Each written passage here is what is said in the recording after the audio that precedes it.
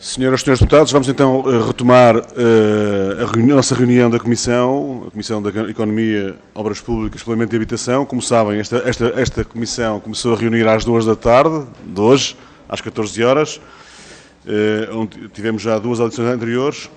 Esta é a última audição de hoje, que amanhã também ocorrerá uma outra audição neste âmbito também. E a esta hora temos a Ordem dos Engenheiros, que foi aprovada, como sabem, a requerimento do PCP e aprovada na Comissão de Economia. Connosco temos o Sr. Engenheiro Carlos Matias Ramos, antigo bastonário da Ordem dos Engenheiros, e em representação do atual bastonário, Engenheiro Fernando de Almeida Santos. Temos também a Sra. Engenheira Lídia Santiago, Vice-Presidente Nacional da Ordem dos Engenheiros. A forma como nós... Para explicar-lhe rapidamente qual é o modelo desta audição e qual é a grelha, digamos, de tempos de intervenções. Haverá uma fase inicial de uma intervenção de 10 minutos, poderá fazer. Tem uma apresentação que vai suportar a sua intervenção inicial. E depois haverá um conjunto de questões colocadas por cada grupo parlamentar. No final de cada grupo parlamentar haverá uma resposta imediata, não é? O grupo parlamentar coloca a questão, haverá uma resposta imediata, está bem? E depois haverá uma segunda ronda, nessa altura falaremos em que temos aquela funcionará. Para já, esta informação penso que é suficiente para iniciarmos a reunião. Sr. Engenheiro Carlos Matias Ramos tem 10 minutos para a sua intervenção. Faz favor. Muito obrigado, Sr. Presidente. Cumprimento os senhores deputados e, portanto, em nome da Ordem, estou acompanhado pela Vice-Presidente Nacional, Engenheira Lídia Santiago, e, como falou, em representação do bastonário da Ordem dos Engenheiros, que estava ausente do país. Portanto, ora, isto para avançar é para a direita, não é? Tá. Portanto, foi-me colocado o problema de abordar aquilo que já ando a estudar desde 2007. Tive a sorte de ser, na altura, Presidente do Laboratório Nacional de Engenharia Civil e, como tal, coordenei a equipe que desenvolveu a análise comparada da localização na OTA e no Capitão de Alcochete. Portanto, penso que tenho alguma capacidade e alguma habilitação para resolver problemas relacionados com esta matéria e começava porque é que é uma estratégia de transportes e a importância de um aeroporto no meio disto tudo. É um desafio, uma oportunidade e, fundamentalmente, uma necessidade. E isto é fundamental para as regiões periféricas, como é o caso do nosso país. Os investimentos estão, isto é, a la palice, criteriosos, uma decisão política sustentada em análises técnicas, económicas, financeira, ambiental, do ordenamento do território, dos aspectos socioeconómicos, portanto, aspectos sociais e muito mais. Portanto, baseado num plano nacional estratégico que devia existir, que não existe, aeroportuário. O processo do novo aeroporto de Lisboa é revelador de constantes alterações nas decisões sobre investimentos públicos. Muda de governo, muda as opções. Não é preciso mudar de governo, às vezes basta mudar o chefe do Ministério que lá está, o responsável do Ministério. Portanto, o funcionamento do aeroporto Humberto Delgado, isto resulta do que é que tem sido a apreciação feita por o Networks Operation Report em 2018, que diz que em 2017 o aeroporto ocupou a posição 1120 entre 1196 aeroportos. Estamos bem colocados, estamos quase no bom ranking. Em 2018 ficou em terceiro lugar na lista dos aeroportos europeus com mais atrasos. A AirElp classificou o aeroporto como o pior do mundo em pontualidade. A posição 132 em 132. E cerca de 8 milhões de passageiros foram afetados por atrasos superiores a 15 minutos e mais de 190 mil viajantes viram o seu voo cancelado, isto retirado do Observador de 22 de janeiro de 2020. Outro seguinte, por favor. Antecedentes. Eu não vou pôr aqui os antecedentes todos, vou pôr os fundamentais. Em 69 começa esta saga. É criado o gabinete do novo aeroporto de Lisboa e veja-se o objetivo, por se encontrar praticamente dentro da cidade e não se vislumbrar qualquer hipótese de expansão. Portanto, em 69 este problema foi colocado com a acuidade que esta frase deixa antever. Depois, em 2005, atentas às limitações do aeroporto da Portela, faz tal, até que chegamos a 2012 e o Governo assinou o contrato de concessão da ANA, prevê a construção do NAL. O contrato de concessão é claro, prevê a construção do NAL. No entanto, posteriormente, e após várias insistências da Vinci, o Governo assina, em 15 de fevereiro, o memorando de entendimento, memorando que abre as portas à solução dual Portela mais Montijo. Nunca antes deste memorando de entendimento a palavra Montijo aparece expressamente, formalmente. Aparece na sequência de memorando de entendimento. Portanto, situação desde 69, os governos têm assumido a necessidade de substituição do aeroporto da Portela, por se encontrar praticamente dentro da cidade e não se vislumbrar qualquer hipótese de expansão. Solução BA Montijo, a base aérea número 6 Montijo, ao contrário do que tem sido frequentemente afirmado, a solução surge formalmente apenas, repito e sublinho, apenas após a assinatura do memorando de entendimento, assinado em 15 de fevereiro de 2017. Eu não conheço nenhum documento que revele a incorporação do Montijo como solução de complemento da Portela. Resultou de uma proposta da ANA. Alguns dos considerandos do memorando não estão corretos. No meu entender, posso dizer que são falsos. E eu demonstro isso com facilidade. A posição da Ordem dos Engenheiros em 2012. A Ordem dos Engenheiros realizou, em 12 de janeiro de 2012, um painel sobre o Plano Energético de Transportes, o chamado PET. Entre várias conclusões inseridas no texto que foi enviado à tutela, saliento as seguintes.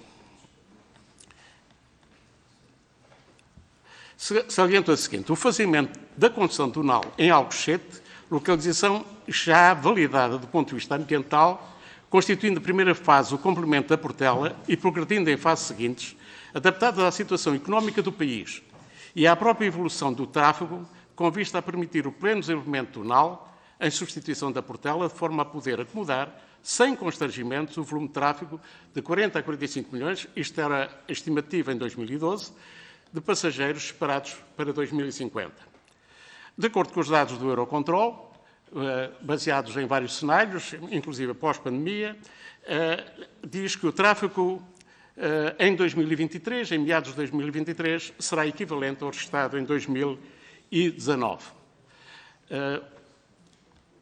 Declaração do Presidente da ANAC, que eu acho que é extremamente importante, é absolutamente necessário decidir-se, concordo plenamente, para que se possa começar a pensar no aumento da capacidade aeroportuária, nomeadamente na região de Lisboa. Outro, por favor.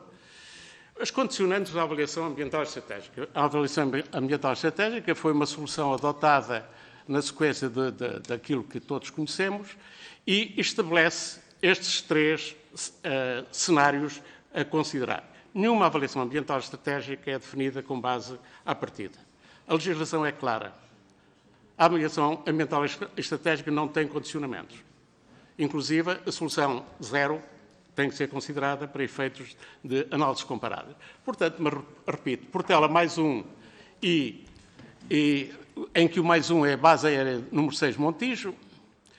Portanto, como aeroporto secundário, esta solução. A base aérea número 6 Montijo com 2 pistas, como principal e o único com 2 pistas paralelas. O novo aeroporto de Lisboa, situado no Campo de Tiro de Alcochete, com 2 pistas paralelas. São estas as 3 hipóteses. Observações que me parecem logo poder registrar-se. Não faz sentido comparar a solução base aérea Montijo com uma pista única, de dimensão reduzida e adaptada a 24 movimentos por hora como objetivo de capacidade, com o projeto do NAL desenvolvido pela ANA e está em contrapartida. Não se entende como foi considerado no concurso, em alternativa à solução aeroporto Humberto Delgado, mais a base aérea de Montijo, a solução, não foi considerada a solução aeroporto Humberto Delgado, mais NAL, CTA, com uma pista única. Eu vou trazer um desenho, um layout correspondente a isso, que foi estudado nessa perspectiva. Faz isso sim sentido comparar a solução base aérea número 6 Montijo com 2 pistas paralelas, com a solução NAL no CTA igualmente com 2 pistas. Vamos ver.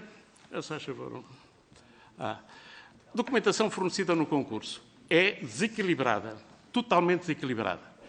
A documentação é quase exaustiva no caso do NAL, no CTA. A solução apresentada com 2 pistas no Montijo são facultadas não mais que meia dúzia de peças desenhadas, que suscitam imensas dúvidas quanto à execuibilidade, além de uma lista de especificações técnicas que parecem tiradas a papel químico das especificações homólogas do NAL no CTA. Nenhum estudo mais aprofundado é fornecido. Quase nada é fornecido sobre a opção Humberto Delgado mais base aérea Montijo, que é no mínimo estranho, sabendo-se que a Ana Vancy já várias vezes anunciou ter um projeto completo para realizar a obra no Montijo. Condução por fases, diferir investimentos. O desenvolvimento do projeto pode basear-se no ir fazendo, em vez de fazer tudo de uma vez, permitindo diferir investimentos ao longo do tempo. Permite o funcionamento, se necessário, e numa primeira fase, como aeroporto complementar da Portela. Portela mais NAL com uma pista. Porque não foi considerada essa solução.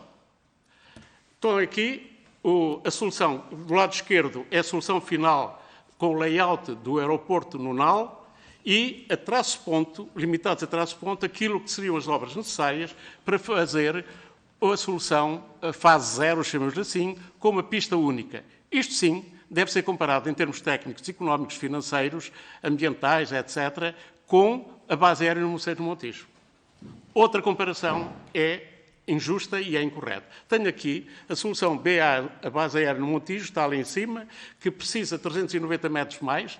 300 metros, como sei que aqui há pessoas que gostam muito de futebol, 390 metros são quase 4 campos de futebol. Para quem não sabe, para quem não é engenheiro, não tem essa dimensão. São praticamente 4 campos.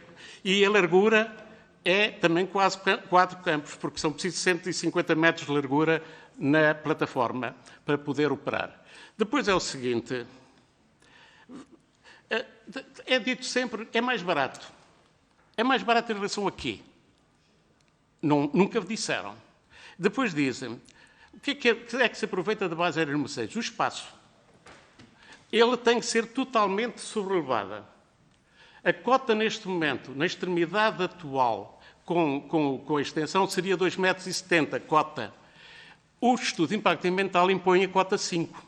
Eu tenho que subir toda a plataforma. O que é que lá fica? Nada.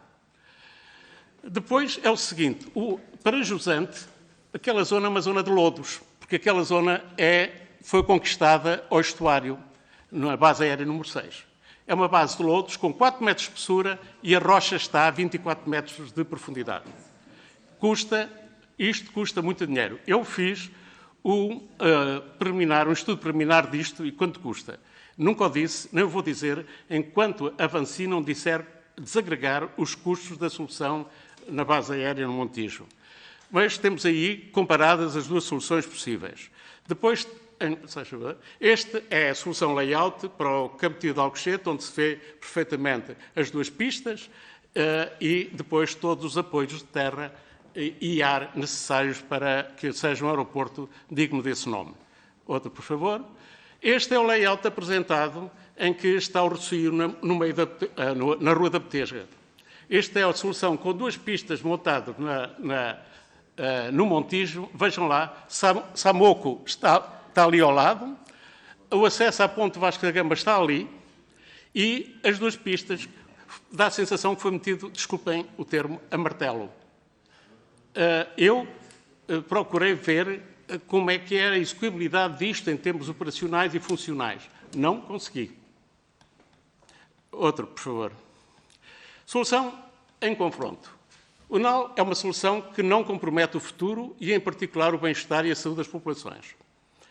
Tem racionalidade estratégica, económica, financeira, ambiental, de ordenamento do território, proteção de pessoas, ajusta-se aos interesses do país. Eu, se estivesse tempo, desagregava cada uma destas afirmações que eu aqui faço. Dar resposta às exigências do aeroporto internacional. Tem um projeto plenamente desenvolvido, tinha dia aprovada, mas uma dia aprovada é um problema jurídico. Em 2020, ela terminou no dia 9 de dezembro de 2020. Mas é um problema jurídico, porque não alterou nada. O que é que alterou de ambiente lá? Inclusive, há uma faixa de proteção ao aeroporto que foi definida.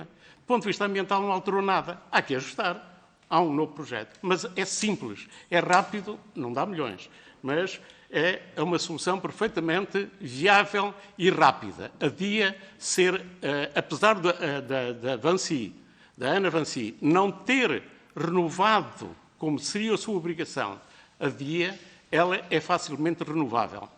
A solução Portela mais Montijo é uma solução sem futuro. Eu posso dizer os estudos feitos pelo Eurocontrol, quando é que saturava cada uma destas soluções. Agrava o bem-estar e saúde das populações nas zonas onde se insere. Afeta, com níveis de ruído superiores aos estabelecidos na legislação em vigor, cerca de 130 mil habitantes. O não CTA afetará cerca de 400. Eu posso dizer que, de acordo com um estudo desenvolvido e apresentado o ano passado da Direção do Ambiente, da Agência de Saúde, diz que 15% da população de Lisboa é afetada em ruído com níveis superiores ao que a legislação estabelece. Depois, à guisa de conclusão, eu peço desculpa talvez da rapidez com que eu tenho colocado isto, mas os 10 minutos são terríveis, não sei se já passaram, com certeza que sim. 14 e 21. Eu não sei. Já estão, pois. Eu faço contas que não vejo aquilo. No meu entender, é legítimo perguntar qual é o valor acrescentado para o processo decisório resultante de uma avaliação ambiental estratégica com todas as deficiências identificadas de concepção, de gestão e de organização. Qualquer que seja a solução resultante da avaliação ambiental estratégica, ela tem que ser submetida, de acordo com a lei em vigor, ao estudo de impacto ambiental e à consequente avaliação de impacto ambiental. O concurso não responderá à seguinte questão fundamental: que solução aeroportuária queremos para o país? E é essa a questão fundamental a que tem que se dar resposta. Quantos anos vamos esperar? Muito obrigado, peço desculpa do abuso. Não, por amor de Deus, não foi abuso. Eu considerei que era relevante ouvir toda a explicação, caso contrário ficávamos com metade da explicação. Isto não seria nada razoável para uma audição que se pretende que seja muito correta, séria e com importância para o tema que estamos a tratar.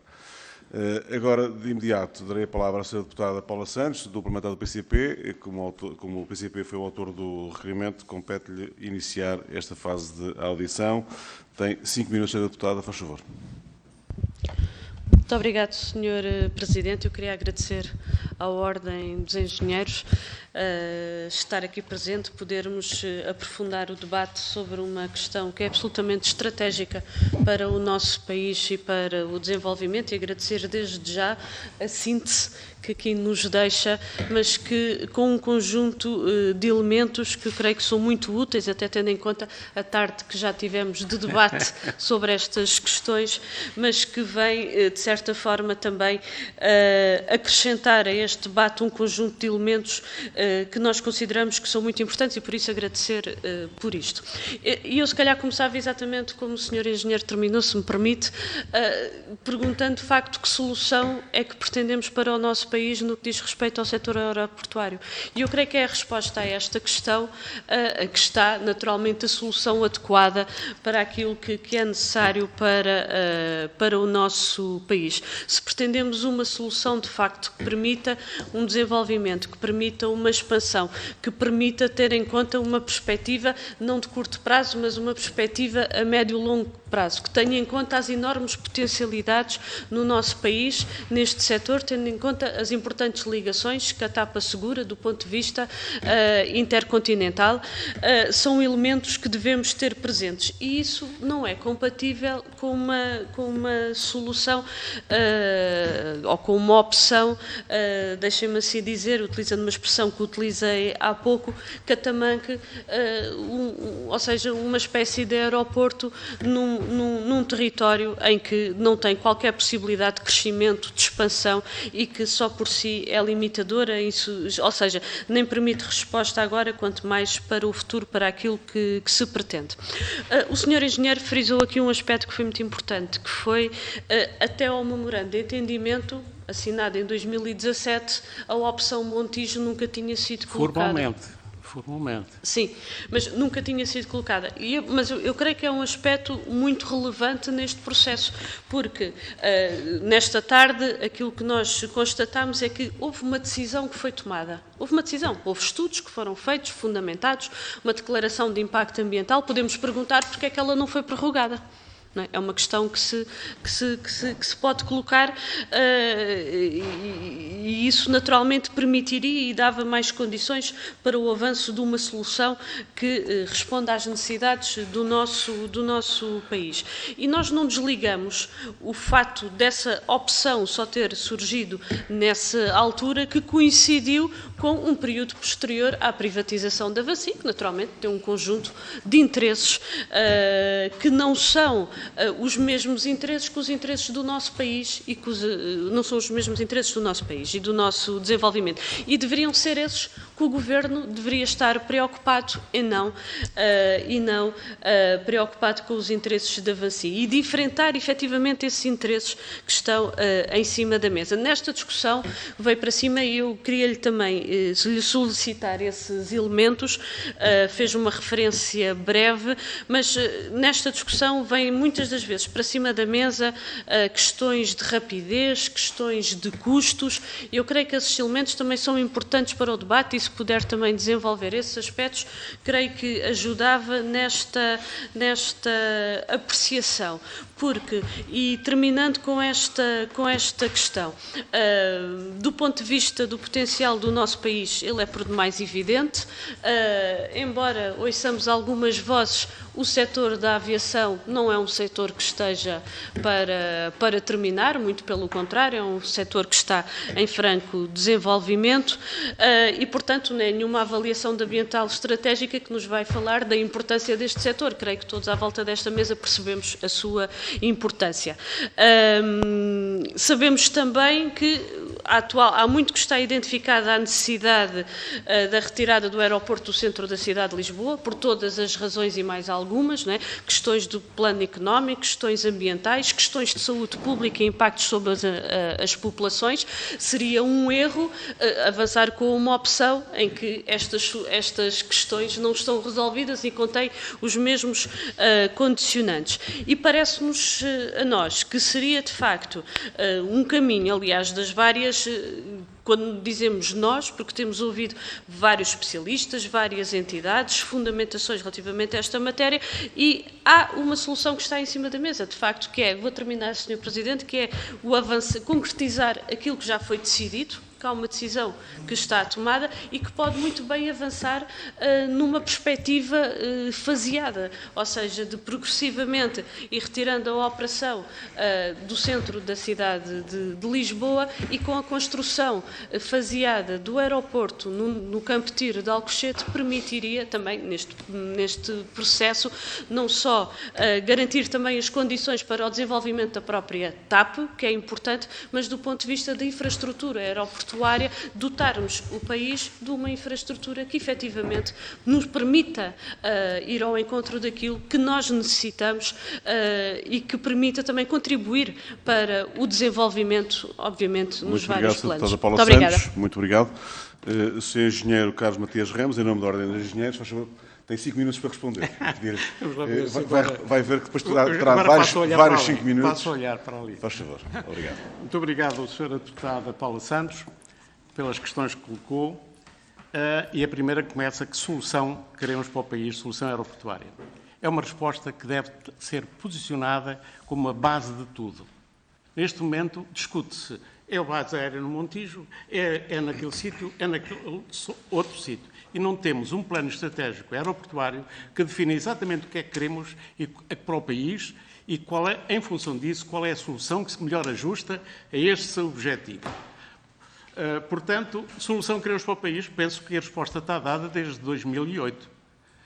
A resposta correspondeu àquelas decisões todas que foram em 2008 não eram 50 anos, mas eram 40, em que os vários governos, sempre com uma preocupação de não ter condições a Portela para dar resposta àquilo que se estimava ser a evolução de tráfego, àquilo que é as condições ambientais que todas as capitais europeias tem vindo a analisar e a resolver o seu problema. Por exemplo, todos os aeroportos neste momento são tirados nas grandes capitais europeias dos centros das cidades.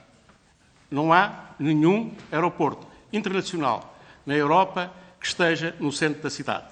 O último até vai ser a construção, que está em construção, que é o aeroporto de Varsóvia, que está a cerca de 50 km da sua localização, de Varsóvia, para retirar do centro da cidade. E talvez o penúltimo tenha sido o que foi o aeroporto de Berlim, cujo percurso não foi recomendável, não é recomendável para nós, pelo tempo que demorou em termos de construção, e que isso foi considerado muito difícil de compreender.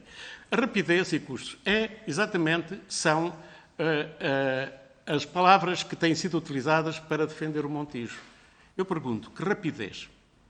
Eu nunca vi e várias vezes pedi o documento que me deem sobre custos e prazo de execução da base aérea número 6 /Montijo.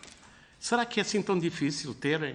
Eles dizem que têm, estão sempre a dizer, e não há maneira de eu obter. Eu tenho os dados dos outros, mas não dou. Porque se eles não derem, vão criticar os preços unitários que eu estou a utilizar nas minhas soluções. Estou a fazer isto pro bono. Eu não tenho interesse nenhum em nada, a não ser que o país seja considerado, na sua capacidade técnica e económica, para utilizar isso para definir a solução ideal. Rapidez. Há algum aeroporto que seja construído em menos de 5 anos? Em benchmarking, é fácil fazer benchmarking. Veja-se o de Istambul, para 90 milhões de passageiros ano, com 2 pistas, foi construído em cerca de 5 anos. Os outros todos, que eu tenho aqui os dados, foram todos em cerca de 5 anos. O nosso do Campo de Alcochete, várias intervenções de pessoas da ANA, /Vancy, disseram que era 8 anos, 10 anos. Nós somos muito lentos no processo de construção. E eu gostava de saber qual foi o estudo da ANA que diz que a construção do aeroporto na base aérea de número 6 Montijo é inferior a 4 anos. Qual é a justificação? Portanto, gostava de falar no ruído e na saúde, quer dizer, que eu penso que é um aspecto fundamental, porque as pessoas... Eu, por exemplo, dou aulas na lusófona. Passa um avião, eu paro a aula. Nós conhecemos bem a lusófona. Eu vou buscar os meus netos, como Uber, ali ao Colégio Moderno. É insuportável aquilo. Eu estive uma vez num funeral na igreja do Campo Grande, eu não ouvia o que o padre dizia em todo o processo. Não estou a fazer teatro, estou a corresponder. Eu gostava que lá fossem, por exemplo, numa aterragem ali junto à universidade para se ver o nível de ruído que aquilo tem. E não é preciso... A Direção Mundial de Saúde diz que 15% da população de Lisboa é afetada por ruído, ou seja, um pouco mais de 100 mil habitantes, e que é a segunda cidade pior na Europa em termos de ruído. A primeira é Luxemburgo, mas o Luxemburgo não tem espaço para pôr aeroportos noutro sítio. Não sei se respondi a tudo, Sra. Deputada. Se ficou alguma coisa, peço desculpa. Muito obrigado. Logo de seguida se verá a Sra. Deputada, depois terá uma questão para colocar numa segunda ronda. Muito obrigado, Sr. Engenheiro. Agora compete ao Grupo Parlamentar do PSD uma intervenção, também de 7 minutos. Depois terá 7 minutos sempre para responder. O tempo é o mesmo. O tempo é o mesmo. Sr. Deputado António Peroa, faz favor. Muito obrigado, Sr. Presidente.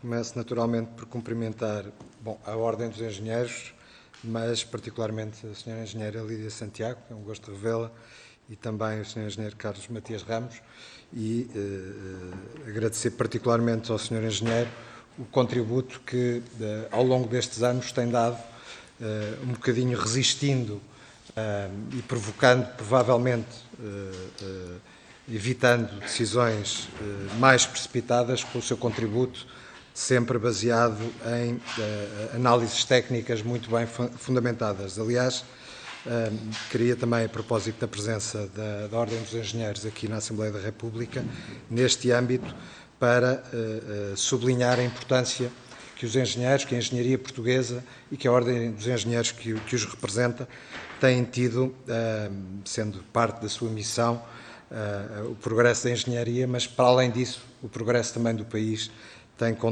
beneficiado com o trabalho da engenharia e da Ordem dos Engenheiros em particular. Eu julgo que é mais ou menos consensual que, relativamente a esta matéria, a solução de um novo aeroporto para a região de Lisboa é urgente e não é de hoje. É urgente porque o aeroporto Humberto Delgado está esgotado, mas, além disso, e como aliás o Sr. Engenheiro referiu, coloca problemas sérios para a cidade de Lisboa, para a sua população, quer em matéria de saúde, a que eu acrescentaria também em termos de segurança. E, portanto, esse é um dado perfeitamente adquirido e, portanto, só é estranho que ainda não se tenha encontrado a solução que concretizasse uma alternativa ao aeroporto Humberto Delgado.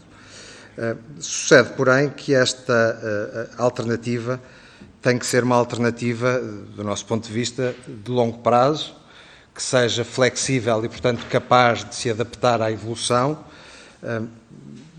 Vale a pena não nos esquecermos que uma infraestrutura como um aeroporto não se constrói uma vez por década ou de 20 em 20 anos. Aliás, o aeroporto Humberto Delgado está à beira de completar, creio que, 80 anos e, portanto, não é uma infraestrutura que se construa com frequência. E, portanto, deve ser baseada, ou melhor, sustentada em dados técnicos, em avaliação técnica e baseada numa estratégia aeroportuária, como muito bem disse, que, enfim, incompreensivelmente não existe. E, portanto, cada vez que nós somos confrontados com soluções alternativas, são sempre apresentadas com as fragilidades de não serem baseadas num plano aeroportuário e depois, relativamente às justificações técnicas, estas últimas, nomeadamente, merecem-nos todas as dúvidas.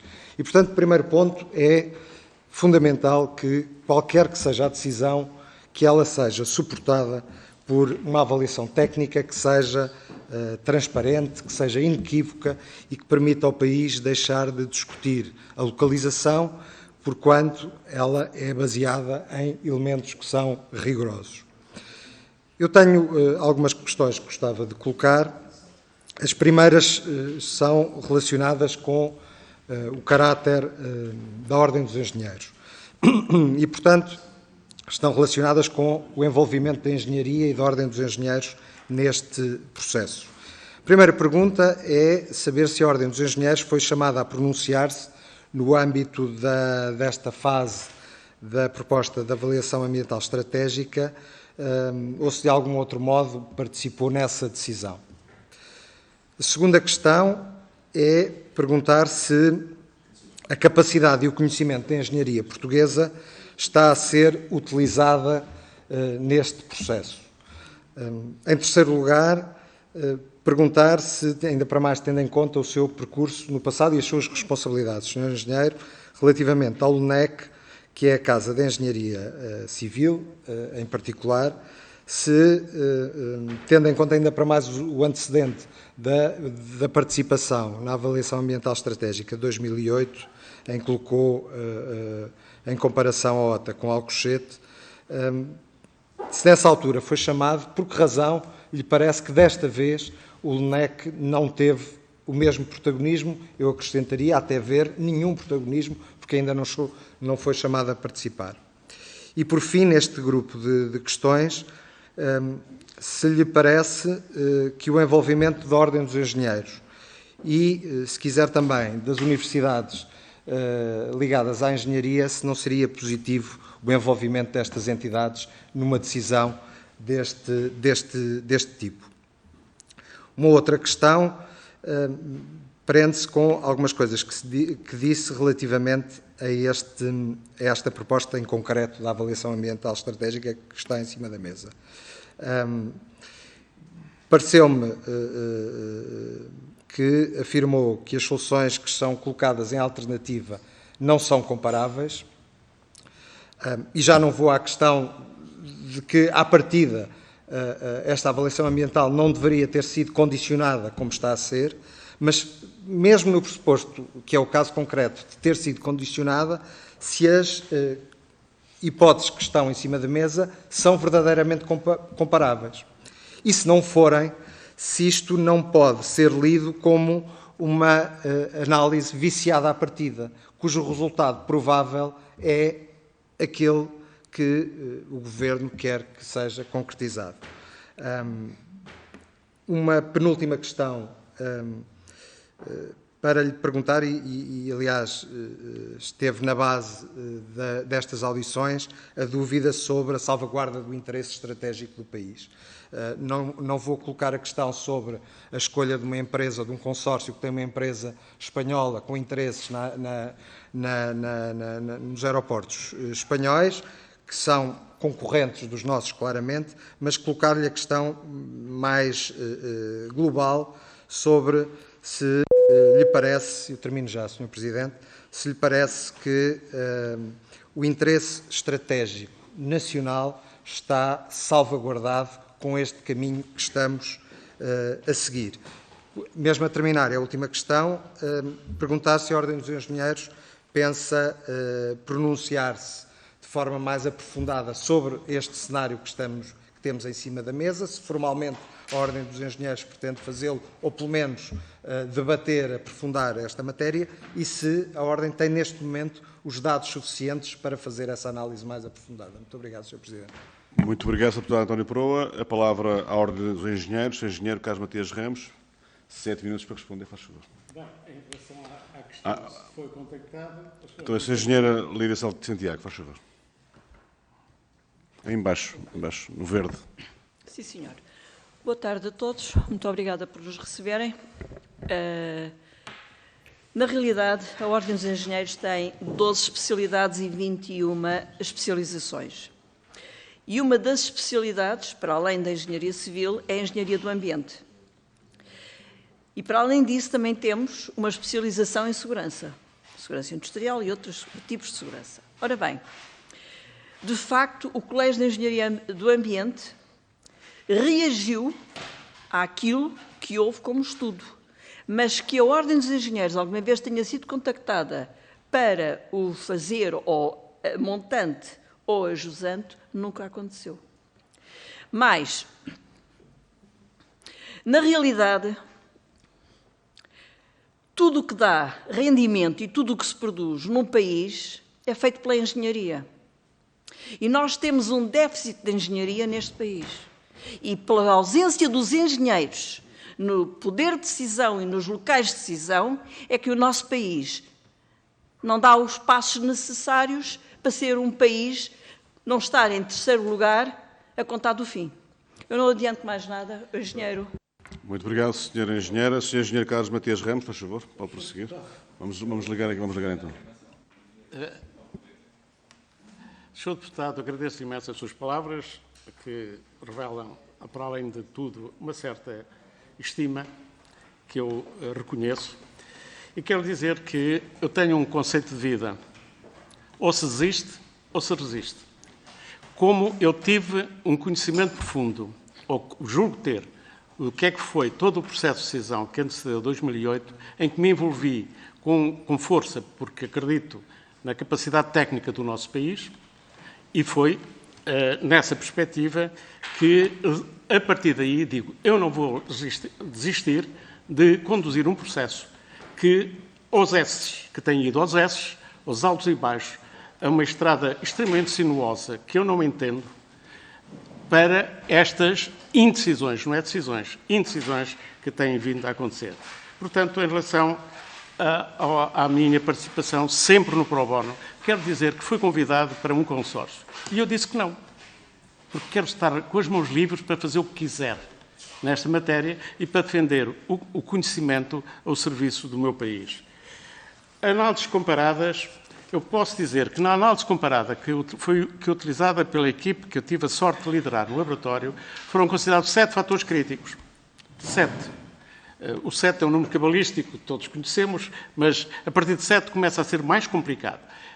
E todos eles, desde a análise financeira, e completados com a análise custo-benefício. Portanto, está lá tudo. Eu tive uma equipe que chegou a ter 60 pessoas. E fiz isto em 6 meses, em que havia necessidade de seduzir as contribuições dasquelas 60 pessoas que foram escolhidas em função do conhecimento e da capacidade técnica instalada. Não houve contestação no país ao relatório. Não houve. E quero dizer que é com orgulho que digo que fizemos um bom trabalho. Provem que eu estou errado. Nunca ninguém o disse e eu gostaria que o fizessem para demonstrar a incapacidade que têm nas suas análises. Portanto, o envolvimento do LNEC ou das universidades foi feito na equipe que liderei. Portanto, foram contratadas as pessoas que foram consideradas as mais expertas naquele momento em diferentes áreas, desde o ordenamento do território, ambiente, aeronáutica. O único estrangeiro que foi o Eurocontrol. Foi o único para caracterizar o espaço aéreo. Do resto, foi tudo com conhecimento português, feito por portugueses. Não precisei de técnicos de fora. Soluções não comparáveis. Efetivamente não são comparáveis. Como é que eu comparo uma solução em que eu tenho um aeroporto Humberto Delgado e o aeroporto Montijo, em que nunca se sabe bem o que é que vai acontecer, e com as consequências para o efeito do hub? Quero dizer que o hub, em 2019, representou 22% do movimento do aeroporto. Portanto, não é despiciente. E mais, se não houver hub em Lisboa, haverá na Península Ibérica e haverá em Madrid. Outra coisa que tenho vindo a dizer é como é que eu venho um voo para o Montijo e depois vou de barco ali, não sei se é remos, para o aeroporto Humberto Delgado. Imaginem-se nesse procedimento. Eu fui de barco quando andava a fazer projetos em Macau. Eram 2 horas. Mas eu imagino como é que as pessoas com malas, com toda aquela parafernália de situações que as pessoas que se movimentam têm que ter, como é que uma pessoa que quer mudar de voo vai fazer? Como? Isto é comparável com ter um aeroporto completamente com 2 pistas no Campo de Tiro de Alcochete. Isto é comparável. Além disso, tem 2 pistas paralelas. Naquele incidente que houve no passado sábado, foi um incidente, foi fácil de resolver, porque o trem de aterragem estava em condições, mas suponhamos que o trem de aterragem não estava em condições. A pista, ele aterrava, a pista ficava ocupada. O que é que acontecia ao aeroporto Humberto Delgado? Desaparecia naquelas horas em que não havia condições para transportar o avião para fora da pista, porque era um avião 330, é um A330, com o peso elevadíssimo. Portanto, o aeroporto ficava inutilizado. Neste momento, todos os aeroportos internacionais têm 2 pistas. 2 pistas paralelas para se poder movimentar de uma forma independente. Mas eu pergunto, se em vez do incidente, lagarto-lagarto, fosse uma situação complexa que pudesse induzir que o voo, portanto, que o avião ficasse paralisado na pista, eu queria ver o que é que acontecia no aeroporto Humberto Delgado, com toda aquela pressão que existe dos voos a chegar a Lisboa. Eu não sei se fiz tudo. A escolha do consórcio, eu, sinceramente, não me quero pronunciar sobre isso, por razões que, com certeza, os deputados percebem, mas, como cidadão, eu fico um bocado receoso. É evidente. Todos sabemos que a Península Ibérica, nomeadamente os espanhóis, pretendem que o hub da Península Ibérica seja Madrid. E, sendo assim, quais são as soluções mais favoráveis para que o hub fique em Madrid? É aquela que tem o aeroporto de Montijo. A solução dual. Eu pergunto, em solução dual, qual é o aeroporto internacional da Europa que a tem? Nenhum. Nenhum. É uma invenção portuguesa. Muito obrigado, Sr. Engenheiro. Fica a questão colocada para novas respostas a seguir. Cabe agora a palavra ao Grupo Parlamentar do Partido Socialista, o Sr. Deputado André Pinhal dos Batista. Faz favor. 7 minutos. Muito obrigado, Sr. Presidente. Uma vez mais na sua pessoa, queria cumprimentar particularmente quem hoje aqui representa a Ordem dos Engenheiros, muito particularmente o Sr. Engenheiro Carlos Matias Ramos e a Sra. Engenheira Lídia Santiago. Sr. Engenheiro, deixe-me dizer-lhe antes de mais duas coisas como pontos prévios. A política, e não é só a política portuguesa, a política em geral está pejada de hesitações, de cinismos, de subterfúgios, e é sempre um privilégio ouvi-lo, pela forma desassombrada como fala e como se afasta da espuma dos dias para falar de coisas factuais. A segunda nota que lhe quero dar, porquê? Porque isso permite-nos ter um debate muito mais sério. E aqui queria parabenizar o Partido Comunista por o ter chamado, com todo o respeito pelas demais entidades, porque é sempre um privilégio. Segunda nota, o senhor engenheiro teve o privilégio, de já há muitos anos, ter tido uma conversa comigo sobre esta matéria e quero-lhe dizer que no momento em que está a decorrer uma avaliação ambiental estratégica, passaram-se 50 anos, eu só tenho 38, e portanto veja como me arrepia. E já agora uma nota, eu não gosto de chamar as questões circunstanciais, mas eu vivo mesmo por baixo de onde vai passar o corredor de passagem dos aviões e tenho uma filha de 4 anos, portanto, para além da dimensão política, das representações que temos de fazer, do tal cinismo, e como o José Gil nos ensinou, nós não nos devemos desinscrever. Eu também sou político e também padeço dessas coisas todas, mas a sua intervenção tem sido a consciência crítica pela qual eu me guio quando estou a defender uma determinada posição. E, relativamente a isto, eu tenho algumas questões que lhe quero colocar. E eu permitia-me a ler, para fugirmos mesmo destes vícios que temos todos os políticos do mundo, não é uma coisa de outra natureza. A 12 de janeiro de 2012, no painel sobre estratégias para transportes, dizia no texto que foi enviado ao Governo de então, afigura-se que faria todo o sentido considerar desde já em paralelo com a análise da viabilidade complementar da Portela, com infraestruturas existentes, o faseamento da construção do NAL em Alcochete, localização esta já validada do ponto de vista ambiental, constituindo a primeira fase o complemento da Portela e progredindo em fases seguintes, adaptadas à situação económica do país e à própria evolução do tráfego, com vista a permitir o pleno desenvolvimento do NAL, em substituição da Portela, de forma a poder acomodar sem constrangimentos o volume de tráfego de 40 a 45 milhões de euros até 2050. Eu quero lhe dizer que em 2012 eu acompanhava sem nenhuma reserva esta posição, e não era só eu. O Primeiro-Ministro António Costa também acompanhava, talvez com mais reservas do que eu, mas também acompanhava esta posição. Mas eu não posso deixar de lhe perguntar o seguinte, julgo que não há ninguém, com todo o respeito, ou serão poucos, não é uma questão de humildade, serão poucos aqueles que tenham condições para discutir tecnicamente consigo esta matéria, mas gostava de lhe perguntar uma coisa de dimensão política e compreendendo todas as reservas, que é se os 10 anos que se passaram num problema que é multifatorial, que tem uma dimensão infraestrutural, tem uma dimensão de transportes, mas tem também uma dimensão ambiental, sobre essa já respondeu, mas tem também uma dimensão económica muito relevante, e a pergunta que lhe queria fazer, da mesma forma factual como analisou as outras, em que é que estes 10 anos pesam na avaliação global? Eu lembro-me bem de estar no pavilhão de Engenharia Civil a ter aulas de programação e de investigação operacional, e de nos ser explicado o que é que eram as múltiplas variáveis e as variáveis relevantes. E elas mudam ao longo do tempo. Eu não tenho problemas em dizer que a 12 de janeiro de 2012 tudo aquilo estava correto, mas tenho dúvidas, e essas são as dúvidas que gostaria de ver também atendidas, se nestas múltiplas variáveis não houve alterações. Porque há questões técnicas, e o N será sempre o N, o R, os números reais serão sempre os números reais, nós sabemos todas essas premissas da matemática, mas depois quando se envolvem outras ciências que já não são tão rigorosas, e na engenharia e na política nós temos que procurar depois também encontrar soluções, as coisas já não são assim tão lineares. Se não, olhe, se me permite a brincadeira, nós punhamos um engenheiro a mandar nisto e estaria tudo resolvido, que se calhar até podia ser uma solução em alguns momentos, mas noutras certamente também não teria sido a melhor solução. Mas aquilo que lhe queria colocar tem a ver com o custo da oportunidade.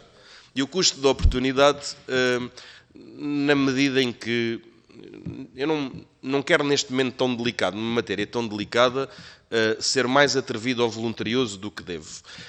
Mas será que, como disse o LNEC ainda há pouco na audição em que tivemos, o Sr. Engenheiro também nos deu o privilégio, prefiro colocá-lo assim, de presidir o LNEC de 2005 a 2010, será que o não haver decisão não é mais gravoso do que não ter uma decisão ótima? Isto é, o exercício que lhe estou a propor como segunda questão é, admitindo que o Sr. Engenheiro tivesse razão e que não exista mais ninguém, existirá com certeza, existe em Portugal, tem muitas pessoas avalizadas, que não exista, se me permite, outro Carlos Matias Ramos para nos falar das vantagens do aeroporto no Montijo, desta outra solução. Se não nos aparecer ninguém, eu pedi-lhe assim se podia fazer o exercício de nos dizer se é possível que tenhamos a necessidade que a economia portuguesa, pelas coisas que aconteceram, da crise que tivemos, das dívidas soberanas, que a crise que tivemos com a pandemia, se não poderá ter que tomar uma opção menos ótima. Agora vou respeitar o estudo e a avaliação que está a ser feita e não me vou pronunciar sobre nenhuma das localizações, mas perguntar-lhe se temos que abandonar definitivamente uma solução para 50 anos, se conseguirmos responder a problemas de curto prazo, que certamente também reconhece que existem.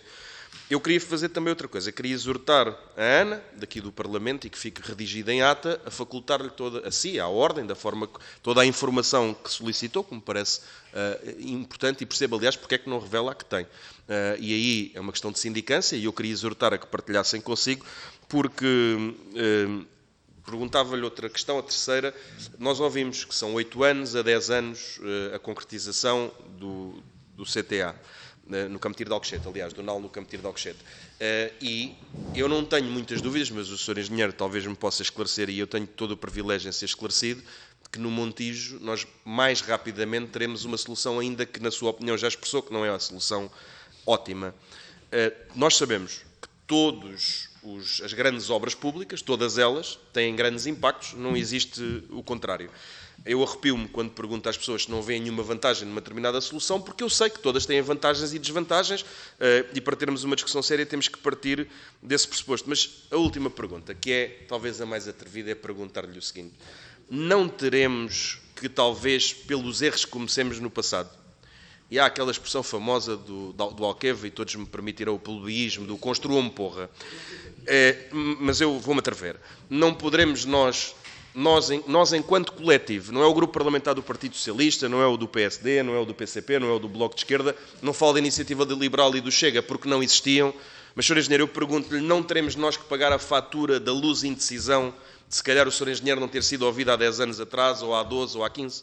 Não poderemos nós termos que tomar uma decisão porque a nossa economia padece, ou pelo menos se concebe o que eu estou a dizer, porque é nesta encruzilhada entre aquilo que nos transmite, e há outras visões diferentes da sua, e finalizo, Sr. Presidente, é nesta encruzilhada que muitas vezes nos encontramos, é perceber que alguns dos seus argumentos são bastante válidos, não vou dizer válidos, são bastante válidos, mas que também há uma situação a acudir. E era com isto que queria finalizar, Sr. Presidente, porque não é todos os dias que temos a oportunidade de ouvir de uma forma tão bem explicada e de aprender também. Obrigado.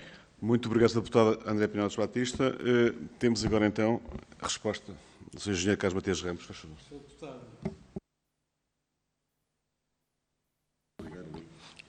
Ainda por cima é verde, tudo bem. O deputado Pinote Batista gosta muito.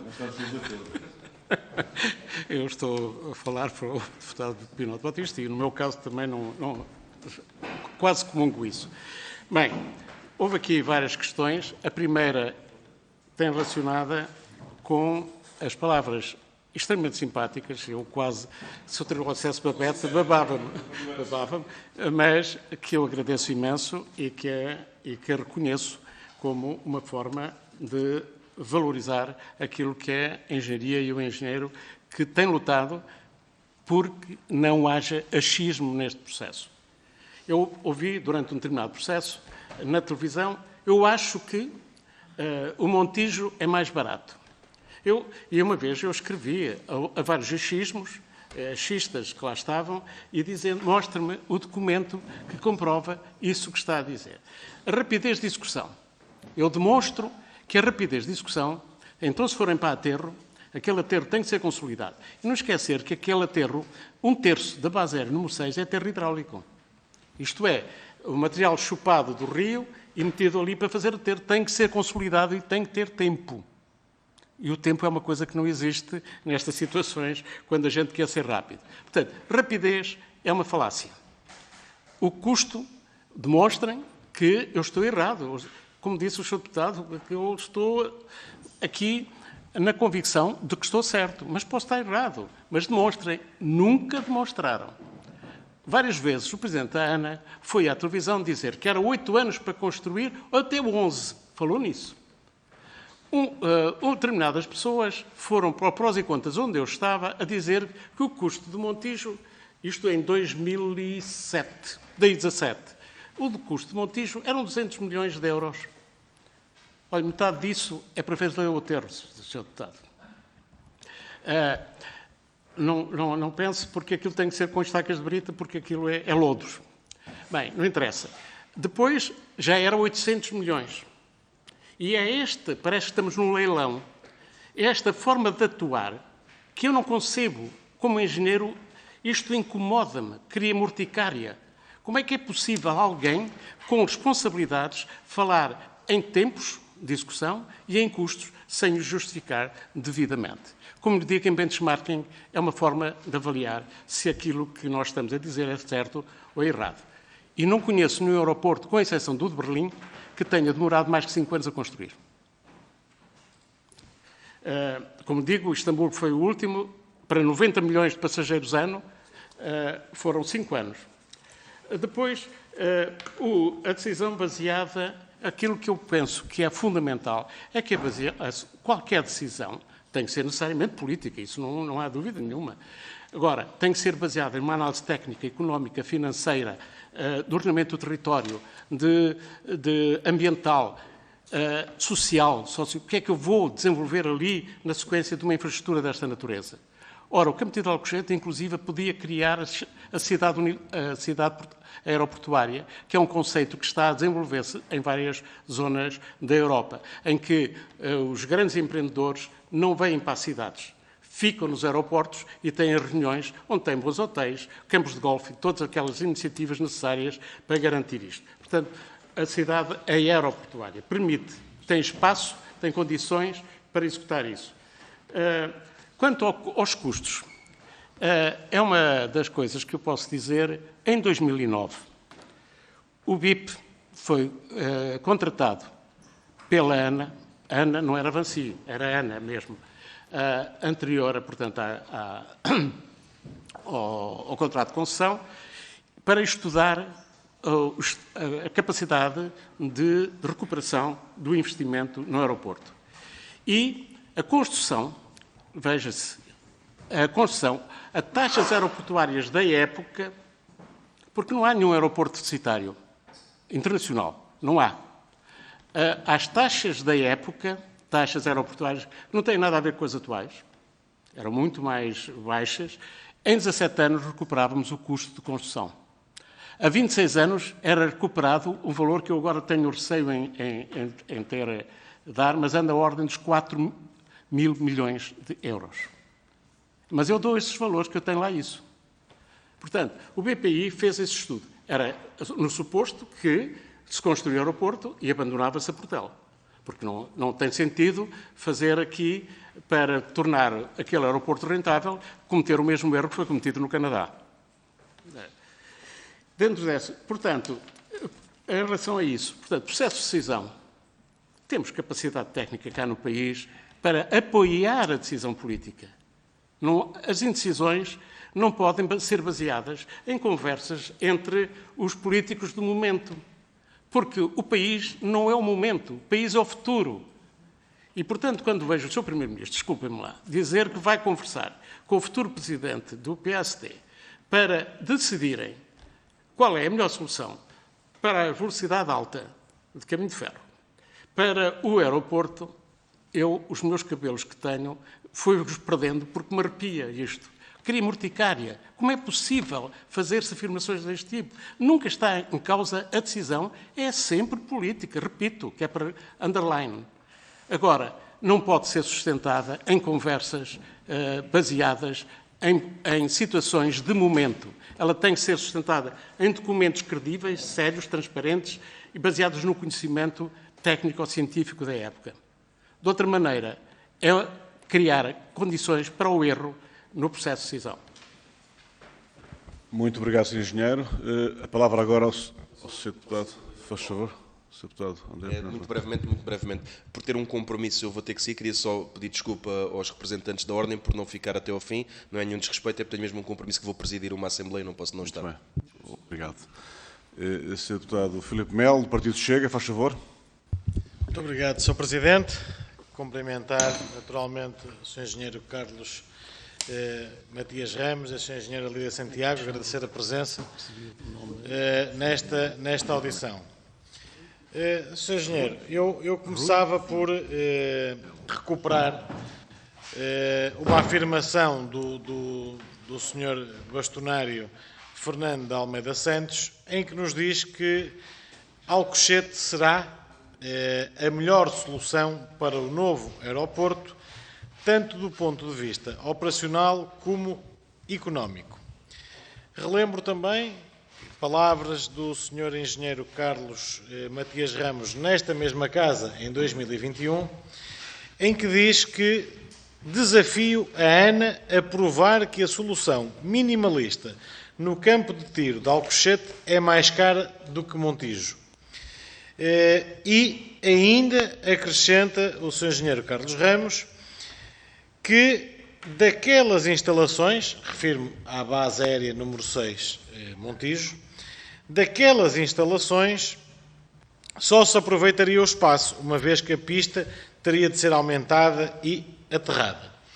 Portanto, isto, juntamente com muitas outras informações a que nós temos tido acesso, nomeadamente da plataforma cívica, que já hoje os ouvimos aqui também em audição, entre outros, que nos dizem que, claramente, aquela solução Montijo é impossível recebermos lá aviões de grande porte.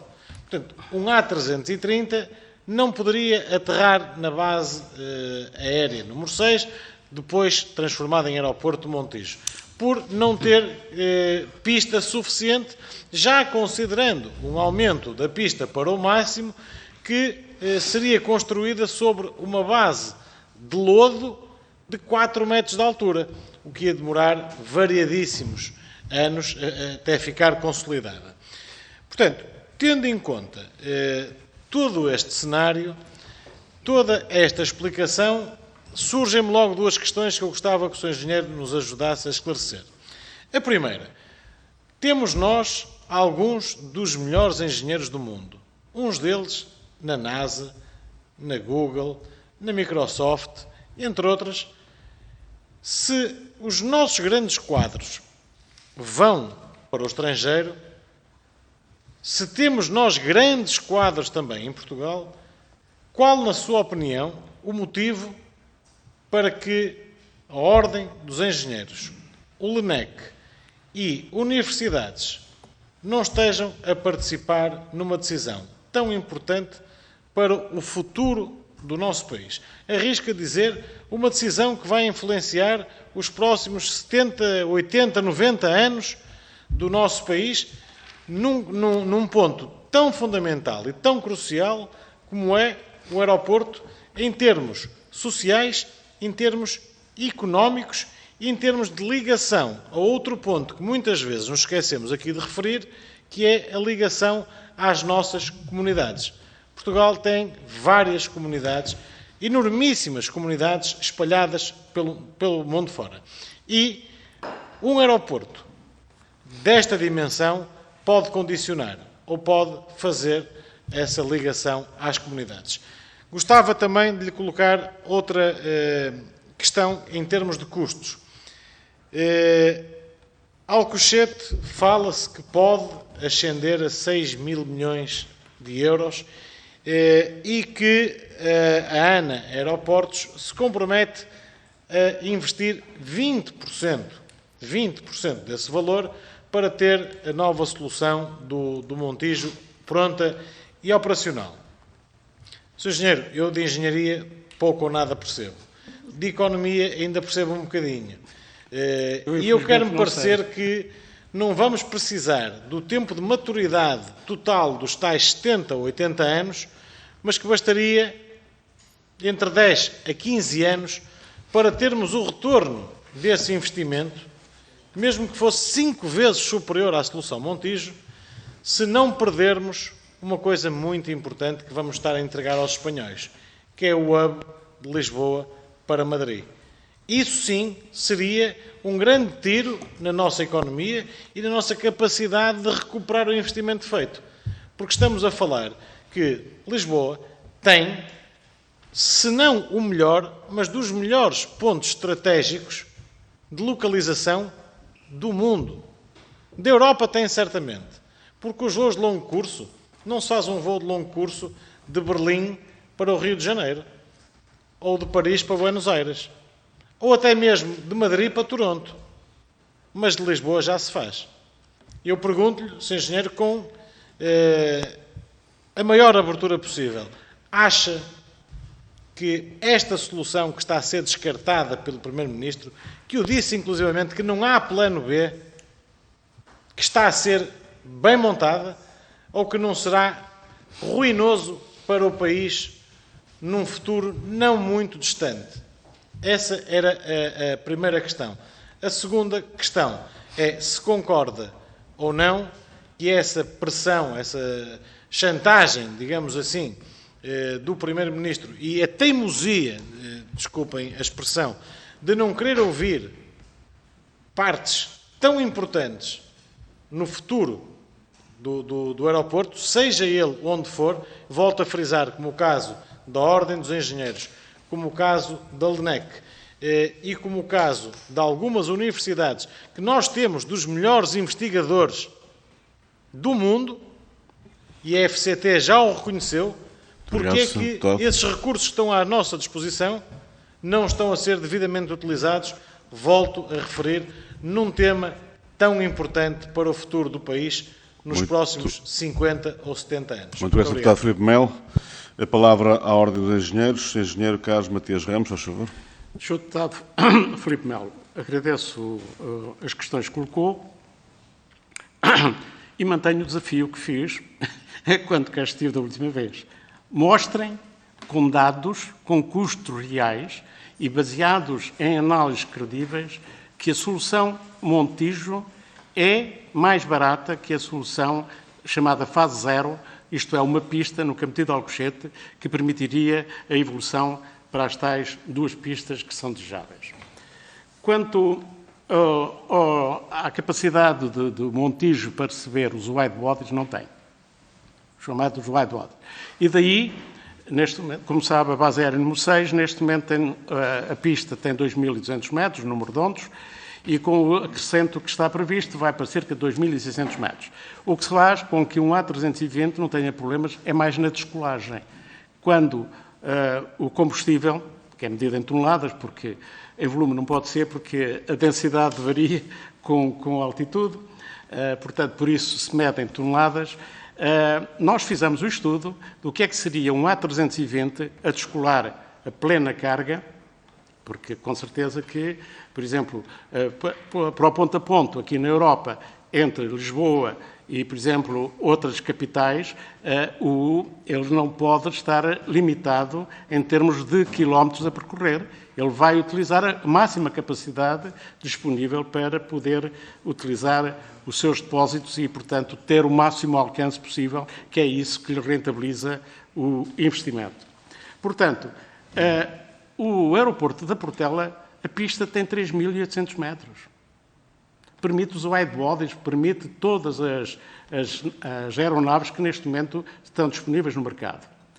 O Montijo não permite. Não permite. É fundamentalmente na descolagem, quando o peso é maior, porque está a contar com o tal combustível, pode atingir 30 toneladas. E dentro desta perspectiva, o A320, não estou a falar no A330, que vai aos 40 toneladas e mais. Portanto, eu penso que respondi que o Montijo, mesmo com o acréscimo que está previsto dos tais 4 campos de futebol, não dá conta do recado para os tais wide bodies que terão que ser deslocados para outros aeroportos. O relatório do LNEC estabelece exatamente desagregando os custos da solução no Campeão de Alcochete com 2 pistas. E está lá escarrapachado a desagregação e a definição do valor global que anda por 1.800 milhões de euros. Construção. Mas o estudo foi feito pelo ISEG, que, em função de taxas de desconto de 3% e 6%, dão lá os valores que dão o custo e a recuperação do capital em termos do investimento para as taxas aeroportuárias que eu digo na altura. O modelo do banco, do BPI, era diferente. Mas nós temos lá no relatório do LNEC o estudo desenvolvido pelo ISEG em termos de análise de custo-benefício e de análise financeira. E a recuperação de capital era favorável Só que o problema era o volume de dinheiro é muito grande e é preciso mobilizar, com certeza, esse dinheiro que não é fácil para efeitos de execução. Mas a ANA ia lançar o projeto de condução em 2010, com base em todos os elementos que dispunha. Só não o fez, porque, entretanto, veio a Troika e, entretanto, houve uma decisão governamental que foi no sentido de fazer a concessão em dezembro de 2012 à Vinci e se repararem, todo o contrato de concessão está lá dito que é a obrigação de construir o nó. Só que tem uns alçapõezinhos. E foram esses alçapões que foram utilizados para fazer pressão, tendo em vista o memorando de entendimento. Eu digo isto com toda a clareza e demonstro. O memorando de entendimento foi uma pressão constante, que eu assisti a isso, até em apresentações que eu vi, uma delas no Laboratório Nacional de Engenharia Civil, do então presidente da ANA, a dizer que estavam a fazer no sentido de garantir que houvesse uma solução dual para aqui, para a zona aeroportuária de Lisboa. Os 6 mil milhões, eu não sei onde é que foram encontrar. Isto é o tal achismo. Ou então a utilização de números para defender uma posição. Eu gostava de ver esses números. O relatório do NEC tem-os lá todos, inclusive com as tais taxas de desconto de 3% e 6%, que na altura eram as válidas para a situação, e a recuperação de capital está lá dita, quando era. Está lá tudo dito. Não percebo de onde é que vêm os 6 mil milhões. Eu gostava que me explicasse. Construção, 1.800 milhões. E depois o resto era, só de impactos ambientais, eram 250 milhões. A recuperação de várias coisas, não sei quantos milhões. A substituição dos sobreiros, os sobreiros que eram destruídos eram replantados noutro sítio, nada se alterava nessa perspectiva, também custa muito dinheiro. E tudo isso está lá quantificado. Eu peço ao Sr. Deputado, tendo a sua influência que tenha, a obrigar as pessoas a justificar quando lhe aparecerem esses números. Obrigue-os. Onde é que os encontra? Demonstre. Mostre. Não é achismo. O achismo é uma ciência que cria urticária. E eu não quero pessoas com urticária, acho eu. É uma afirmação para terminar a sua... Desculpe se eu posso. Quanto ao hub, é muito simples. Se for destruído o hub em Lisboa, destrói-se a TAP. A TAP não pode ir para ponto a ponto, porque não tem os seus competidores, chamamos-lhe assim, têm uma política mais agressiva e mais consentânea com uma companhia que não é de bandeira. Agora, que vai prejudicar os nossos imigrantes, isso vai. Porque se o ELEBA for para Madrid, então se a Ibéria comprar a TAP, acabou. Muito obrigado, Sr. Engenheiro. A palavra ao Bloco de Esquerda, a deputada Mariana Mortágua, faz favor. Obrigado, Sr. Presidente. Cumprimento o Sr. Engenheiro Carlos Matias Ramos, a Sra. Engenheira Lídia Santiago enfim, acho que depois deste tempo de audição, resta-me, em primeiro lugar, agradecer a exposição que nos trazem, informada, muito transparente e que, na verdade, tem a vantagem da coerência ao longo do tempo. Acho que há uns anos que nos conhecemos, há uns anos que defende esta posição e temos todos aprendido com ela. Há duas questões que eu gostaria de esclarecer e agradecendo já todas as informações de caráter técnico que foram aqui prestadas.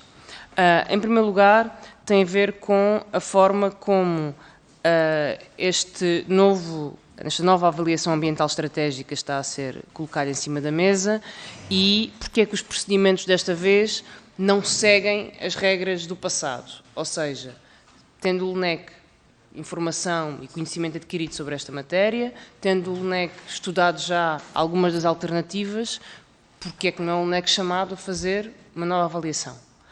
E se isto faz sentido do ponto de vista, enfim, prático, de racionalidade, até do trabalho que já foi feito para não se perder, em vez de estar a contratar uma entidade externa.